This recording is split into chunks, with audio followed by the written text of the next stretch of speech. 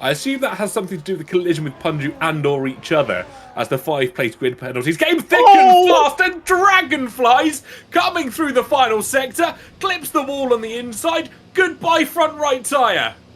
Oh my lord. That's a massive collision. Yeah, well, if that is the case, then that means we have our 15 that are going through. Oh, actually, he clonks the wall, but he carries on going. But I think he's backed off here. He has.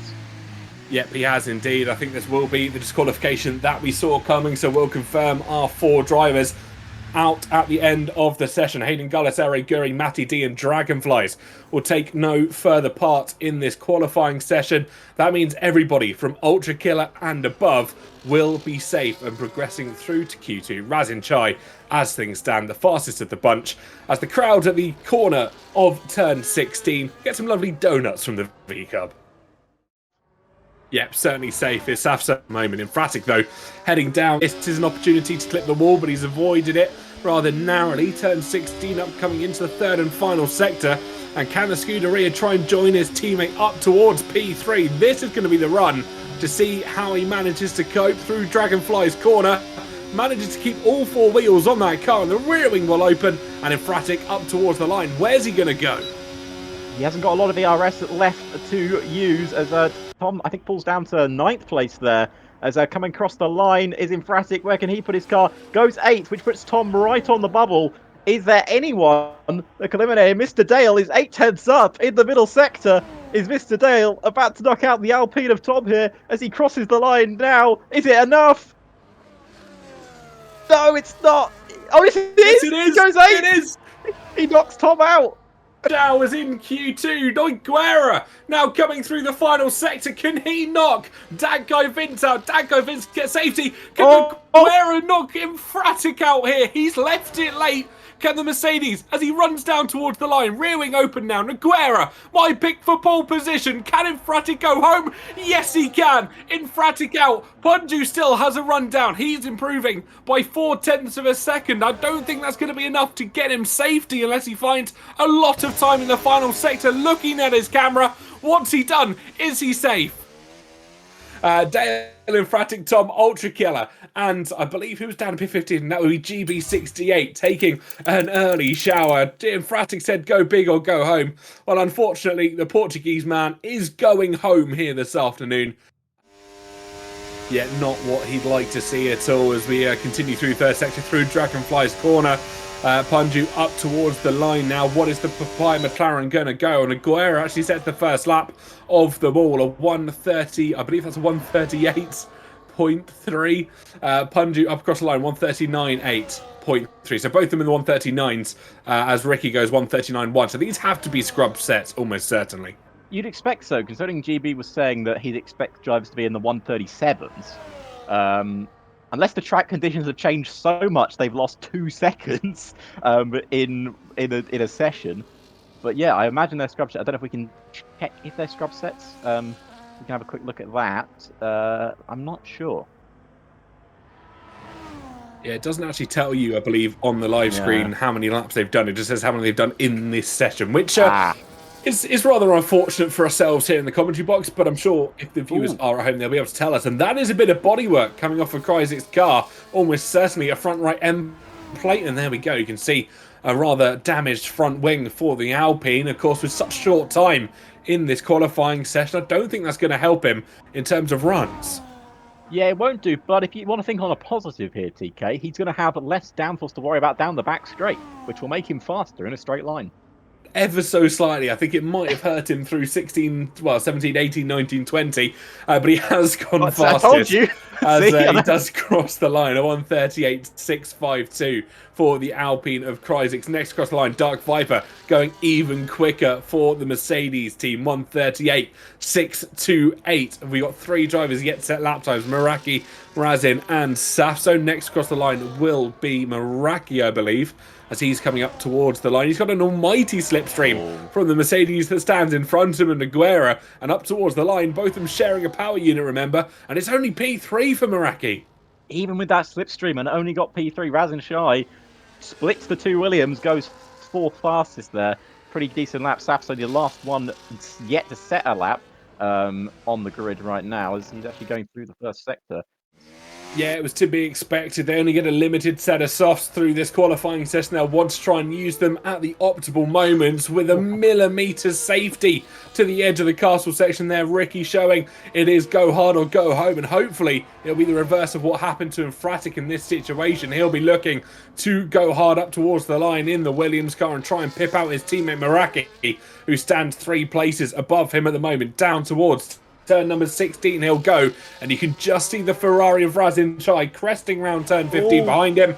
This is going to be run down towards the line. Purple sector middle 2 for Ricky. Safzo did indeed make it with time to spare. He certainly did, but Ricky caught the curb there on the exit, just ending sector 2. That could cost him a little bit of time. Remember Kimi Raikkonen doing something very similar in 2018.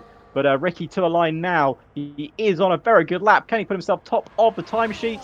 He goes third fastest, faster than Meraki at the moment, but Meraki is improving. Razin Shai to the line now. Where can he put his Ferrari? It's on provisional pole as it stands, 138.3. But there's lots of people who want that pole back. They do indeed. Lolly Nova up towards the line now. Can they improve from where they stand in P9? They've looked quick in previous weeks, but it is only going to be P4 for the Haas driver. Now the gaggle of cars coming through the second sector.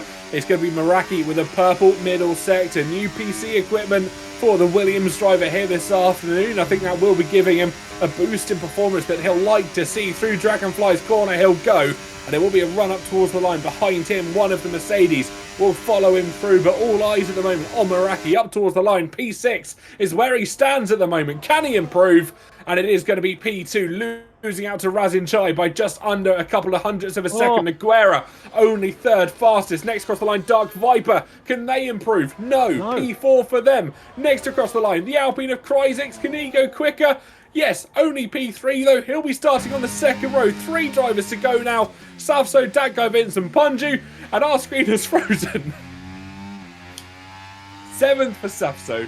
7th for Safso. And we'll run through your complete qualifying order in just a moment. But it is going to be Razin Chai on pole position. Meraki will join him on the second row.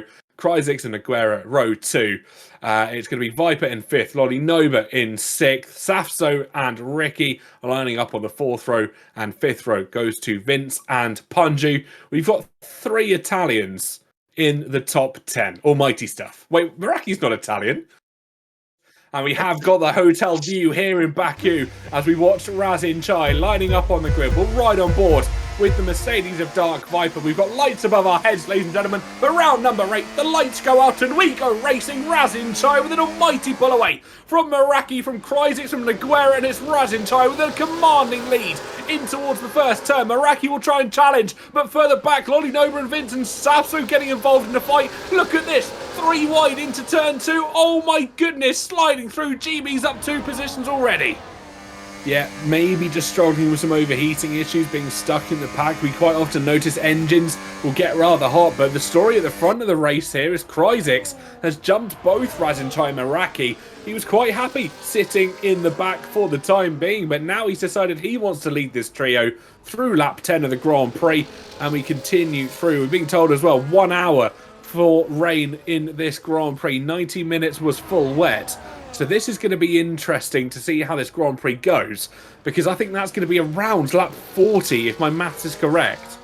And I think that proves Gillen's point. The softs are starting to drop off as Nolly Nova makes the move. Dark Viper GT also makes the move as Gillen falls down. Oh no, GB! The reason why GB's fallen down is he's making a pit stop, TK.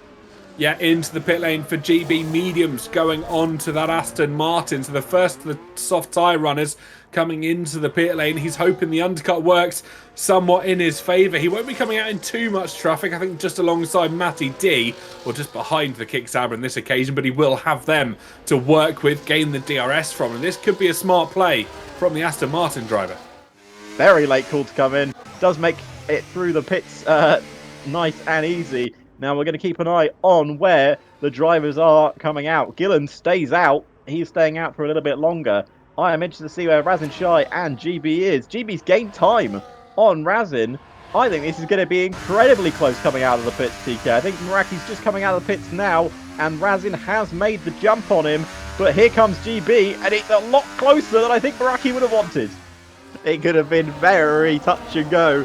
So for GB's race, he needs to get past Razin Shai's teammate of Infratic as Mr. Dale holding on to the back of the move. But here is GB. He is going to make it stick. He's going to get so much slipstream from the cars in front of him as he is really pulling across. He's really trying to make this all work. He's got to send it. Will he send it on Mr. Dale? Oh, he could have switched to the inside, but he didn't. As looks like Meraki thought about a move as well, but didn't make it stick.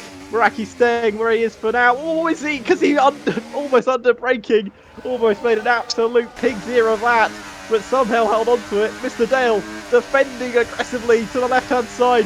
Very aggressively. Jimmy's going to have to go for it. He does go for it, and he makes it stick. Or does he? Because Dale fights him around the outside. GB trying to tell him to go off on one here, but Jimmy's made it work, and he's up into P9. Yes, indeed. Meraki now trying to get past Mr. Dale. I think a more easy dispatch for the Williams drive. They're still side by side, though. They're wheel to wheel. Meraki trying to follow his way through, as is Infratic.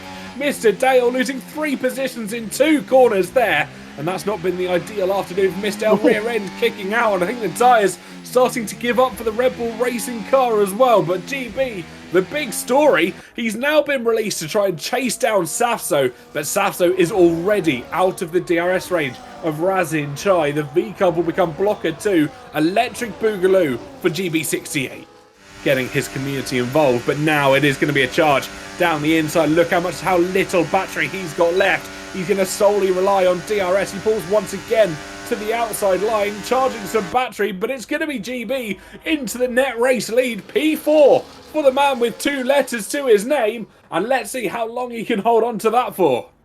That is the move that could be so crucial later on. But of course, there's another DRS though, and Razin has a lot more ERS. I don't think GB's going to fight this one too much, because I think we might see a little bit of gamemanship and team play going on here, TK, similar to what we saw with Meraki and Razin a little bit earlier, as we've got a yellow flag in Sector 1. I think that's an Alpine that's gone straight on in that first sector.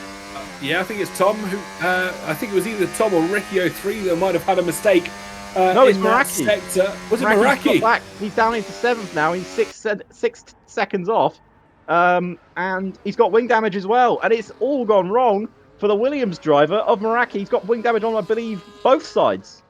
Yeah, because he does have front left end plate damage. Razin Shai, by the way, is right on the back of Naguero here.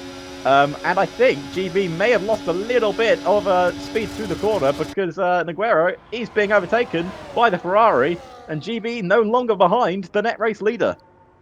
Yeah, not as close as he would have liked to be. GB, though, trying to reel in the drivers in front. He's got to be very careful not to lose DRS as well, and we will keep an eye on this battle as we go through, see how the quartet continue to evolve. But I think Lolly Nova and Naguero will be losing out very, very soon. Of course, the older tyre will succumb to the newer tyres of Razin Chai and GB68. DRS comes to the aid of Razin Chai here, up to P2. He's 1 position off the lead, 4.2 seconds back from Prix. GB with an almighty dive down the inside, and Naguero here tried it, but I think he was a day late and a dollar short. They lock wheels, but GB managing to get through by luck or by crook. Oh, sorry to interrupt you, Josh. We got a safety car out on track. We'll come back just a little bit later. Ricky is out of the Grand Prix. Where has that happened? And that is going to be a clip to review just a little bit later on. I'm trying to keep an eye on the track map at the bottom of your screens, and I have a feeling that's assuming going to be through castle section. And the thing is here, TK, that safety car is going to do a number of things. Everyone leading is coming into the pit, including GB and Razin, getting a fresh set of tyres. The other thing it's going to do is it's going Naguero's to... gone on hards!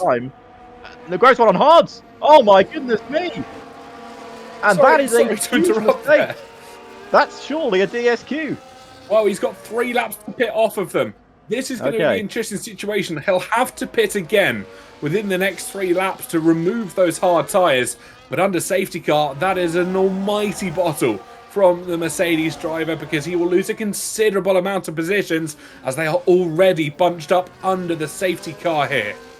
Yeah, I think there's a lot of factors that are still going to influence this Grand Prix. Crysek's using all of the track available to them to weave left and right, try and get some heat in. And they've gone for an early jump here. Caught Alex Gillen napping. What an amazing jump from the Alpine car. This can leave Gillen vulnerable to Razin Chai and Dakov into the background. That's Hayden Gullis wishing everybody good luck. I think that's going to need it, as it looks like GB's trying to go around the outside of Lolly Nova into the first corner. It's brave, it's bold. Can he make it stick? Lolly Nova trying to defend it best he can. He's going to get the better exit on the soft tyres, but GB is not giving up this afternoon. The man has fought through tooth and nail to get through the grid. And has he made it stick? Has he made it work? No, he hasn't. He's still trying to fight around the outside, though. He's going to get the inside line for the next corner. Lino, but defends best he can. Oh, GB's so close to making that move. Can't make it now. He's now going to have to wait a little bit longer. But we'll keep an eye as we see GB gaining with an almighty straight line speed on Alex Gillen down towards turn number 1. We'll keep an eye as both Aston Martins are reunited here. Ere Guri, who cut that final corner, is he going to try and challenge anything further back? No, he's too far back on this occasion, and he will have to settle for Alex Gillen just ahead of him. But 9/10 to the improvement. This Dark Viper into the pit lane, fresh hards for himself, and a wing change. We've got a yellow flag in Sector 1. It looks like it's a Red Bull of Hayden Gullis, and then it's a safety car. And Hayden, well, he's completely out of a front wing, and he's into the wall. Yep, they are, and I think that is going to be intermediates for Datko Vince and Ultra Killer. This is a pity for Datko Vince. If he'd gone that lap earlier and chosen intermediate, but maybe just a little bit too focused on that front wing. So Matty D will be our front leading Inters runner at the moment. Lap 38 of 51. I think my prediction for lap 41 for Rain here is pretty spot on. And the question will be, how well can Matty and every other driver behind him, how well can they look after their tyres until the rain does come? And Razin Chai has well and truly put his foot to the floor, and we go racing for lap 39 of 51. Cryzix will try and charge him down to turn 1, but the Ferrari's got an almighty jump. Indeed, it's definitely raining now on circuit. So what do our leaders do? They pull to the left-hand side, and there you can see the rain coming off of the halo there. They stay out. Sector 3, yellow flag. Dale's out of the race. It's surely going to be a safety car. Well, this has changed everything around. Dale's lost it out of turn number 19, just before turn 20. Drivers heading into the pit lane. Ultra Killer gets a 10-second penalty for a severe collision with Mr. Dale, and almost everybody will peel into the pit lane. But hold on to your hats, ladies and gentlemen. Hold on to your hats, because Matty D is going to be leading a Grand Prix here, because everyone in front of him is going to have to pit. Well, Matty taking it nice and slow up towards the line. The spray looking incredibly more efficient than we saw earlier in this race. The rain continues to fall in Azerbaijan, weaving to get any heat in the tyres, and he puts his foot to the floor, and he will go in a straight line. He's not been able to drop Dark Viper as much as he would have liked. Hayden Gullis as well following through, but the all-important braking zone in towards turn number 1. Can the Kick Sauber successfully get the car slowed? Yes, he can. Dark Viper does, as does Gullis, as does Danko Vince, as does everybody behind. But into the traction zone, Dark Viper down the inside. For turn number 2, Matty D tries to swoop it around the outside. DRS becomes disabled. Matty D holding on to the race lead. He certainly does. He's defending with all his life in that Kick Sauber, and it's trying for Dark Viper GT to get the move done, but he can't do it on this occasion. He has to stay behind the Kick Sauber as other drivers are trying to make their way through the pack. GB has lost out to Lolinova, who's now made it past Razin Shai, who is now struggling in these wet conditions compared to the dry ones a bit earlier on. Yeah, certainly are indeed. I think drivers just getting used to the wet conditions. There's a slide. Razin's into the wall. Lost a bit of damage as well there. Front left end plate and a considerable amount of front wing missing for the Scuderia. I think he's going to allow his teammate through as well. Well, that could be race well and truly over for Razin Shai. Infratic will be begging his teammate to let him through. There's still a smile on his face, though, as he continues through up into the castle section. I wonder if that is a mischievous smile on the face of Mr. Chai.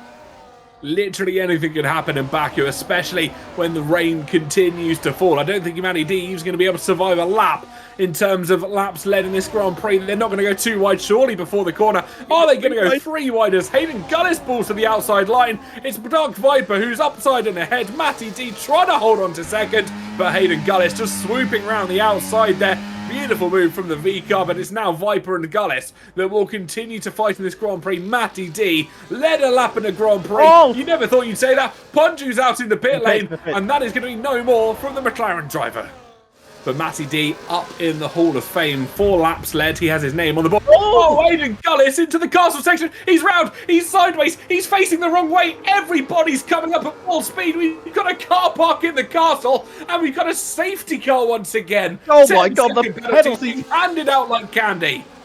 Flying through. Can I tell you one man that did make it through? GB. He snuck his way through the grid. He's up into third. And Gillen did as well.